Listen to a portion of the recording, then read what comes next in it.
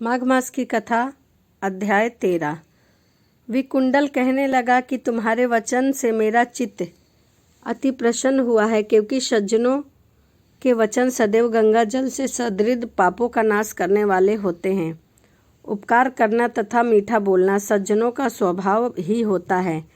जैसे अमृत मंडल चंद्रमा को भी ठंडा कर देती है। अब कृपया करके वह भी बताइए कि किस प्रकार से मेरे भाई का नरक से उद्धार हो सकता है। तब कुछ दूर ज्ञान दृष्टि से विचार कर मित्रता रूपी रस्से से बंधा हुआ बोला कि हे वैश्य, यदि तुम अपने भाई के लिए स्वर्ग की कामना करते हो तो जल्दी ही अपने 8 जन्म के पुण्य फल को उसके निमित्त अर्पण कर दो। तब विकुंडल ने कहा कि हे दूत, वह पुण्य क्या है और मैंने कौन से जन्म में कौन से पुण्य किए थे, सो बतलाइए, फिर मैं अपना पुण्य अपने भाई को दे दूंगा। दूत कहने लगा कि हे वैश्य, सुनो, मैं तुम्हारे पुण्य की सब कथा तुम्हें सुनाता हूँ। पूर्व जन्म में मधुवन में शाल्की नाम का ऋषि था। वह बड़ा तपोश्वरी ब्रह्मा के समान तेज वाला था। 9 ग्रह की तरह उसकी स्त्री रेवती के 9 पुत्र थे, जिनके नाम ध्रुव, शशि, बुध, तार, ज्योतिमान थे। इन 5 में गृहस्थ श्रम धारण किए तथा निर्मोह, जितमान, ध्याननिष्ठ और गुणतंग ये 4 संन्यास ग्रहण कर के वन में रहा करते थे। ये शिखा सूत्र से रहित पत्थर को सोने का समान समझते थे। जो कोई अच्छा या बुरा उनको अन्न देता वही खा लेते, और कोई कैसा भी कपड़ा देता था उसे ही वह पहन लेते थे।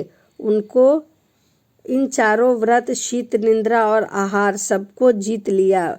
बस चर अचर को विष्णु रूप समझते हुए मौन धारण करके संसार में विचरते थे। ये 4 महात्मा तुम्हारे घर आए। जब तुमने मध्याह्न के समय भूखे प्यासे इनको आंगन में देखा तो तुमने गदगद कंठ से आंखों से आंसू भरकर इनको नमस्कार करके इनका बड़ा आदर सत्कार किया। इनके चरणों को धोकर प्रेम पूर्वक तुम इनसे कहने लगे कि आज मेरे अहोभाग्य, आज मेरा जन्म सफल हुआ। मुझ पर भगवान प्रसन्न हुए, मैं सनाथ हुए। मेरे माता पिता, पत्नी, पुत्र, गौ आदि सब धन्य हैं जो आज मेरे यहाँ श्री हरि के सदृढ़ आपके दर्शन हुए। सो हे वैश्य, इस प्रकार तुमने श्रद्धा से उनका पूजन किया और चरणों को धोकर जल को मस्तक से लगाया, फिर विधि पूर्वक इनका पूजा किया। इन सन्यासियों को भोजन कराया। इन सन्यासियों ने भोजन करके रात को तुम्हारे घर में विश्राम किया और ब्रह्मा के ध्यान से लीन हो गई। सन्यासी के सत्कार से जो पुण्य तुम्हें मिला सो भी मैं कहने में असमर्थ हूँ, क्योंकि सब भूतों में प्राणी श्रेष्ठ है। प्राणियों में बुद्धि वाले बुद्धि में मनुष्य, मनुष्य में ब्रह्मा, विद्यमान में पुण्य आत्मा और पुण्य आत्मा में ब्रह्म ज्ञानी सर्वश्रेष्ठ है।